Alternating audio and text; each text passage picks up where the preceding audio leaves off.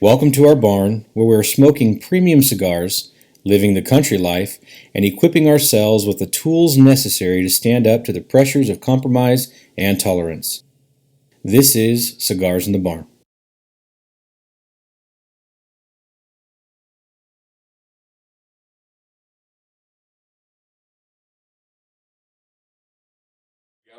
How are you? All right, perfect. Good, good. Hanging in there. Yeah, how are How things you out guys doing out there? Oh, we're good. It's been pretty hard. Yeah, I just got off this morning. 24. It wasn't as bad as the other day, but it's been pretty rough.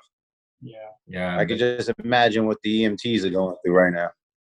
yeah, because they're the ones doing. Because you're just doing the firefighting aspect, right? No, we do CFR runs as well. Okay. So we will get on scene, and we do basically life-saving responsibilities. It's not like we're not like a paramedic, or it's not in our scope. We'll do CPR, and hopefully get it going till EMS arrives on the scene. Got it. Wow. Well, thank you for your service. I know it's hard work right now, especially with the way things are going. Yeah, it's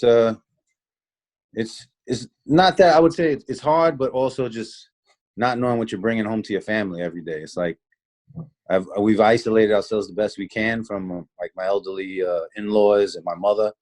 But coming home every day, you're worried about your kids and your wife if you're coming home carrying something, So that's the scariest thing about it. If it was me by myself, it wouldn't be that big of an issue. But bringing it home to your family, that weighs on your throat. Yeah, you got a lot more to think about than just yourself. It makes it a little more challenging. I agree. Yes, yes. How are you guys doing? Hanging in there. Hanging in there. Yeah, we're definitely hanging in there. We're having a lot of downtime right now, which is a good thing. Gives us an opportunity to on some stuff. So yeah, absolutely. Perfect. Yeah, the area we're in, we're a little more living in like a rural town, so we don't have as many issues with everybody being so close together. So in our area, it's taken a hit, but it's nothing like what you guys are dealing with out there. That's for sure. Right. I pray you guys don't have to deal with it. I keep you guys in my prayers out there, and hopefully, we'll bear the brunt of this, and then everything will work itself out. Yeah, we agree. Yeah, we'll do the same for you guys as well, especially being in the front lines like that. Thank you. I appreciate it. Hey, no problem. Hey, thank you for taking your time to talk with us. I know that you're busy coming off of 24, but we want to say thank you for just taking this brief time to have an interview with us and getting to know more about San Florian Cigars and who Chris is and how everything started. So we just want to start off with saying thank you for that. Oh, no problem, man. Anytime. Very cool. So basically, kind of just tell us a little bit about yourself. What's San Florian Cigars? Well, Saint Florian is the patron saint of first responders. So I took it from there, and I just added the San, which in Spanish is, just like you would say San Francisco. It means saint. It's the same thing. So Saint Florian is a representation for us as first responders. And what I wanted to create wasn't just the typical first responder cigar. So those in the know would know what San Florian is. Saint Florian is our patron saint of first responders. With that being said, I wanted it to be able to be accepted by cigar connoisseurs as well as everyday people. You have this, growing up, my godfather, who lived to about 104 years old, he was a cigar smoker all his life. He came from Cuba. He worked in the factories out there. He hand rolled it, him and his wife. And I remember my vivid memories of him and fond memories of him was that he would always, every time I went over to his house, he'd always have a cigar. And I guess from being a little kid, that turned me on. Like, I was like always into like, man, it's a cool guy right there. He's just, smoking his cigar, just chilling out. Absolutely. So that's always what's turned me on about cigar smoking. And as I got older, I had other jobs. I worked on Wall Street for a couple of years. And one of the things you would do is, after a long night on the town, guys would go have a nice cigar with a nice scotch, sit down like gentlemen and discuss what the plans are going forward. And that was always a thing. And I felt like cigar smokers is not just, a higher end niche. You know what I mean? It's not just business people and wealthy athletes. I wanted it to be encompass everybody, because everybody can enjoy a nice cigar. You know, everybody can enjoy a nice drink. And I feel like a lot of the other companies, they try to portray this image of wealth and opulence in their brands. And I'm just here trying to make something that's a great smoke for the everyday person. You know what I mean? I did a couple of unique things with this brand, and I took my own money. I invested my own thing. I went out to Nicaragua, which I feel are making the best cigars in the world besides Cuba right now. And I went out there and I hooked up with a Cuban guy who's originally from Cuba, from Pinar del Rio, which is probably the mecca of great cigars. You know, it's where your Cohibas come from. And him and his brother, who actually have a doctorate in like agriculture, they're handling my cigars in Nicaragua for me. So it was just like everything that just kind of just melted. You know, when I met these guys, it was like a handshake, still the old style of doing business. You know, a handshake, word is their bond. And I found that to be quite impressive. So I said, you know what, I'm going to run with these guys and we're going to do something great. And I had a couple of ideas. You know, I like a daytime cigar and I like a nighttime cigar when I smoke sometimes. And to try to encompass all of that in one box, because if it's just me starting out as a cigar company, I'm very small. You know, I'm not that liquid as far as money to invest in a huge cigar company. So it's basically a small boutique company that's creating a really good cigar. And I have 2 blends in the box. It's a box of 20. There are 6 by 54, which we're calling a Gran Robusto. And it's two different blends. Let's call it my day and my night, my dia and my noche. So when you open up the box, I have the first box right here that came off the presses. And it's just been a love of putting my all into it. So there, when you open up the box, you'll see that your daytime and your nighttime. You know, I spared no expense. I went and got great bands done out in Nicaragua. You know, Golden Boss. You know, I try to compete with the big boys out there, and just make something that I think will be appreciated by everybody. So what's the difference between your daytime blend and your nighttime blend? What's the main difference other than, I'm assuming, strength and that kind of stuff? Yes, well, my cigars are 100% puro, which means they're 100% pure of Nicaragua. There is no Dominican filler or a wrapper from Ecuador.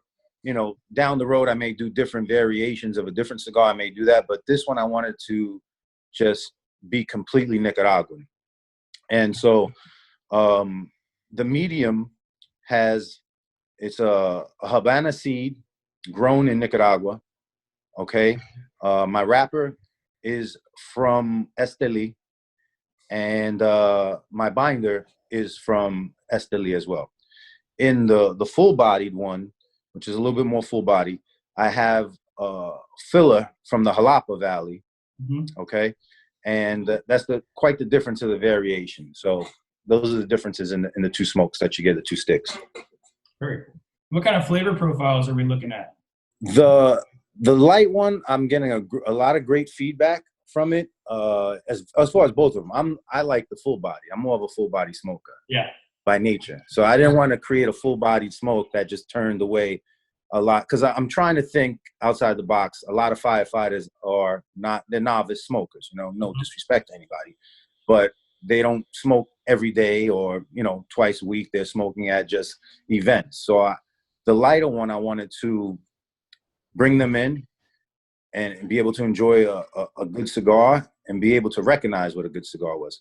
So that one is more, you know, I would say earthy, little woodsy, you know, that typical first quarter of the first quarter of every Nicaraguan cigar, you get that earthy taste, and then it gradually changes. You got 3 phases in each of the cigars.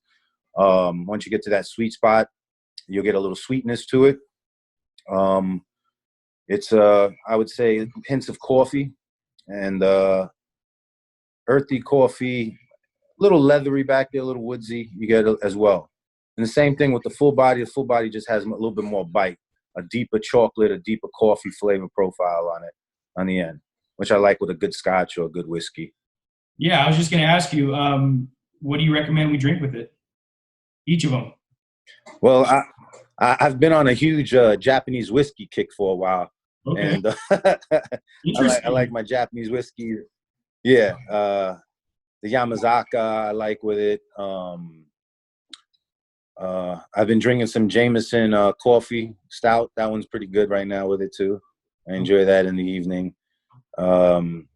Even a good tequila. I've sat down with a good tequila and try to balance it out. I had a Casamigos Anejo, which was a really good mix with it. So I guess it all whatever your palate is. You know, all of us have different palates, and it's hard to please everybody. So Yeah. it's a very complicated thing. When you that was one of the issues I ran into when I was doing the cigar, and I said, you know what, I'm just going to stay true to myself and what I like. And then if everybody else enjoys it, because I can't try to like master something for everybody. I was like, this is what I like. This is what I'm putting in the medium body, and this is what I'm going to put it in the full body. And that's what we ran with. So I hope everybody enjoys it and everybody loves it, because that's what it's all about. And then, you know, I did it. It's this passion of mine. You know what I mean? At the end of the day, you do what you love, and I found this little hobby, and hopefully it does well. You know? Yeah, it seems like you got a little good confidence in it. So I like to hear that. That speaks volumes to me. Everything kind of fell into place. It was kind of like, except for when I got my first delivery, which was this month. So now I'm sitting on my first delivery, and all the stores are closed. Yeah. Everybody just shipped to. So it's just been, I've been working a lot of hours. So everything happens for a reason, I feel. Whatever the reason, it may be reveal itself in the next couple of months, and we'll see how it goes. I hope, man. I want to hit a lot of events. I wanted to. That was the whole plan this summer. Go to a lot of events, get it out there, introduce it to a lot of people, a lot of our FDNY events, NYPD events, retirements. I wanted to do all of that, you know. And now, unfortunately, we have this issue going on. But, you know, whatever happens, happens. You got to lick your wounds and get up, you know, and keep going. Yeah, I hear it. I hear you. What can we do to help support you in that context? Well, anything possible that you guys could do, I'd appreciate it. You know, I'll send you guys over some samples when I have some time to get it out to you. Okay. Definitely want you guys to talk about it on your show. Oh yeah. And I'll get you out something as soon as possible. Sure. Yeah. You guys could take a taste for it yourself. Tell me what you think. Give me some positive feedback. Listen, any feedback is good feedback to me, you know, regardless of, you know. Well, I mean, that's all I'm looking for. I love Nicaraguan tobacco, so you're going to have me sold. Yeah. Right up. Just okay. That's my flavor profile right there. So yeah, we'll definitely get some stuff out there. We're trying to build a platform for smaller businesses that are, you know, we're in California, so we're West Coast or East Coast. We want to help promote your brand out here, and that's kind of what we're going for. So we would love to be able to get some information out to some people out here. If we order some stuff, or can we have people order some stuff? Can you ship out? How many cigars do you have? Like, what do we got there? Yeah, I could definitely ship out. I have my first run was a limited run. I got 1,000 boxed and 200 that I was going to use for, you know, promotional. So what size you guys wear? I got some shirts too I could send out to you, which I think would be nice. You guys could wear too. Yeah, absolutely. Sure. All right, I got you. Yeah. Cool. Thank you. All right, no problem. Yeah, and that's like any way I can help you guys, you know. Yeah, well, no, and that's, you know, we appreciate that too, but we really want to get these smaller cigar companies out there, because it's nice to promote smaller businesses, especially right now, and be able to give back to smaller businesses, because everyone's taking a hit, and it's not fair. It's hard. It's very hard. So no, it's not. But you know, we're going to lose a lot of small businesses in this country, and that's what this country was built on. It's the fabric of, you know, when you go into a small town, what do you see? You see your local mom and pop, your pharmacy, and that's been dying for years. And now this is probably going to be, unfortunately, you know, you knock on wood, this would probably be kind of the death blow to a lot of those businesses. Right. So we have to all stand together and keep this network going, you know, because it's all about networks in life, right? Yeah, it really Absolutely. is. Yep. first responders and EMS and all that kind of stuff has a special place in my heart. I've been in EMS for 15 years, and especially out here in California, which is a whole different world than out there in New York. But obviously, you guys, it's nice to be able to promote a business in that same circle because you want to see that be successful. So it's really cool just to be able to talk to you, somebody who is actually in the front line right now, other than like law enforcement, especially out here and fire out here, but you guys are taking that brunt. So it's just, it's kind of a blessing to be able to speak to you and then let our viewers know what it is that you guys are really going through. Yes. Yeah. I would say it's a huge mental strain more than anything physical at this point. You know, you can fight a fire all you want. At the end, you know, you're winded, you smell like soot, you know, and whatever. You go back and you wash it off. Here you're dealing with an invisible, you don't know where it's at. You know, it's an invisible enemy. And it's like, that's the hardest thing to like kind of wrap your head around. Right. And once you're able to, you know, find that space that you're able to go to work and deal with these things and then leave it at the firehouse and come home and enjoy your family, then I think, you know, and I think we're honestly kind of moving towards I mean, it's still not out of the woods, but we're getting to the point where, you know, the normalcy is coming back. I see a little bit, you know, you're seeing more and more people outside, which can be either a good indicator or a bad indicator because we have to knock this out first. But the weather's starting to break and people just want to be outside. They got cabin fever. We've been locked up for 4 weeks, you know what I mean? Almost 4 weeks. So you want to have a kind of break and return to normal. And with Easter right here, people are not seeing their families. You got a major holiday coming. Easter, people want to be with their families. What are they going to do? They're going to, you know, FaceTime and, you know, I haven't seen my mother in 4 weeks. I can't go around my mother or my brother who had a kidney transplant last year. I wouldn't be able to live with myself if, God forbid, they got infected because of me. So yeah, it's just a huge burden that you carry with yourself right now. Yeah, exactly. So, and you know, we again appreciate that. Where can we send our viewers to purchase cigars from you? Well, right now, until I get the website up, and that's what shot everything down. My website designer, we were meeting, and then all of a sudden this happened. Okay. The website will be up shortly. I have to actually contact him this week. Maybe we could just get something up because I wanted to shoot some professional photos for the website before anything went up. And this whole thing is just like knocked everything down. So I may just have him, you know, just handle it and do something where he puts something up. I didn't want the website to be I want like the brand to speak for itself. I don't want to just wrap myself around as being this firefighter that sells cigars. I want people to appreciate it as a cigar aficionado from one cigar smoker to another cigar smoker. And if you love it, you love it. If you don't, you don't. I don't want people to buy it. Oh, you know, I do give backs and stuff like that. I don't want my name out there like that, you know, as far as, you know, donations and stuff like that. I've never been that type of person. But I just wanted everyday first responders to enjoy a really good cigar. Because, you know, not for nothing, the other ones that I've smoked, they don't live up to, you know, the fact, you know, I want you to be able to go into a cigar lounge and see my cigar and right away be like, oh, that's a good cigar, I want to pick that up. Rather than say, oh, that's a firefighter, let me buy his cigar. You understand? Absolutely. I don't want the kind of like the pity of it and living off me being a first responder for the cigar. I wanted to create a really good cigar and people to be like yourselves, to be like, this guy knows what he's doing with these cigars. Right. And let it run from there. You know, those in the know will know. And that's why the name San Florian is San Florian. And those out of the know will pick it up and be like, oh, this San Florian cigar is good. And maybe at the end, they'll get a little backstory of why I did it and what's the name for, you know? Yeah, that's great. Yeah, that's cool. Yeah, so we got a lot of friends that are first responders and stuff like that. So we're gonna tell them about you and hopefully we can get some business generated, at least from the West Coast out here. They can always email me or call me direct. Okay, perfect. My phone is always on.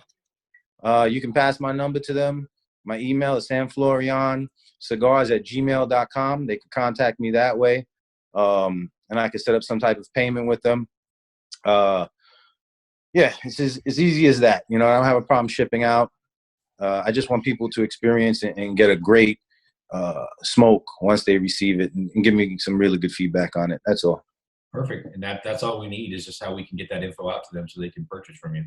Yeah, let's sell some cigars. Thank you.